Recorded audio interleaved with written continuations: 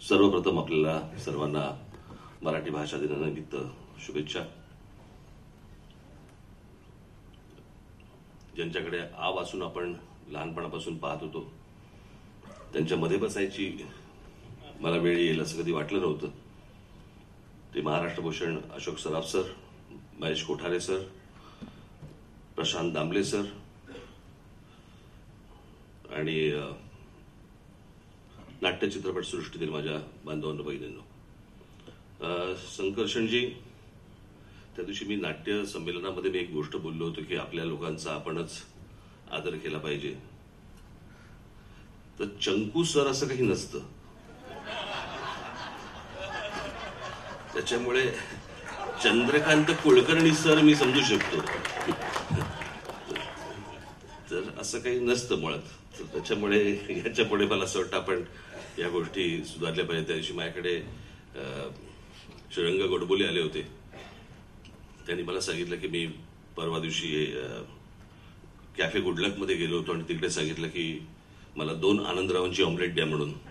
कारण आता अंड्या बोलायचं नाही म्हटल्यानंतर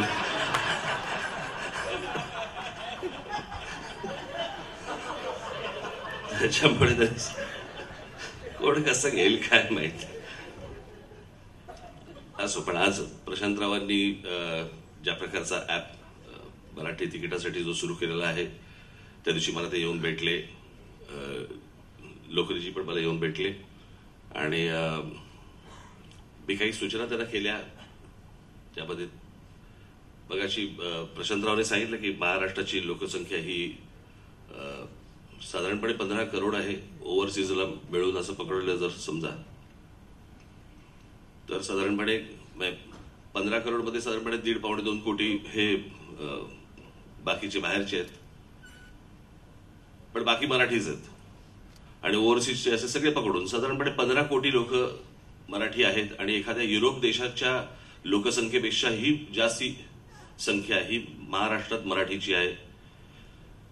आणि एवढं असून देखील आपल्या चित्रपटांकडे, आपल्या नाटकांकडे काही ठराविक नाटकं सोडली, काही ठराविक चित्रपट सोडली तर प्रेक्षक वर्ग का जात नाही. आणि तेव्हा मी प्रशांतरावांना सांगितलं, मला असं वाटतं की आपण कुठेतरी सगळ्याच दृष्टिकोनातनं काट टाकणं गरजेचं आहे. जे मला टेलिव्हिजन चॅनलवरती मला बघायला मिळतं ती गोष्ट मी तिकीट काढून मी बाहेर बघायला जाणार नाही.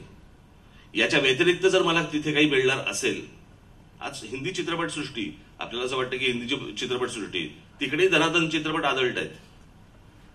कारण लोकांना तोचपणा नकोय. आज तुम्ही बघा की जे चित्रपट चाललेत ते तुम्हाला सहजासहजी असे टीव्हीवरती बघायला नाही मिळत की सिरीजमध्ये, सिरियलमध्ये चालू आहेत वगैरे. त्याच्यामुळे मला असं वाटतं की काट टाकणं आवश्यक आहे. याचं उत्तम उदाहरण द्यायचं झालं तर मला आठवतंय साधारणपणे 30 वर्षापूर्वी राजकारणातली लोक कोकणामध्ये जाऊन सांगायचे की आम्ही कोकणाचा कॅलिफोर्निया करू आणि लोक बदाबदा मतदान करायचे. पण ज्या दिवशी त्यांनी टेलिव्हिजनवरती बेवॉच पाहिलं, आणि हे तर आपल्याकडे दिसत नाहीये आणि आतापर्यंत कुठच्याही राजकारण्यांनी आणण्याचा प्रयत्न केलेला नाहीये, हे जेव्हा त्यांच्या लक्षात आलं त्यावेळेला त्यांना कळलं की हे मूर्ख बनवतात आपल्याला. त्याच्यामुळे आता कोणी जाऊन कोकणामध्ये सांगत नाही की आम्ही कोकणाचा कॅलिफोर्निया करू. त्याच्यामुळे जसं राजकारणी सुधारले तसं मला असं वाटतं कुठेतरी नाट्य क्षेत्रामध्ये, चित्रपट क्षेत्रामध्ये देखील कुठेतरी आपण काट टाकणं आवश्यक आहे. नवीन संकल्पना, नवीन कल्पना येणं पण तितकंच गरजेचं आहे. माझ्याकडनं जे काही हातभार लागेल त्यावेळेला मी निश्चित आपल्या मागे उभा आहे.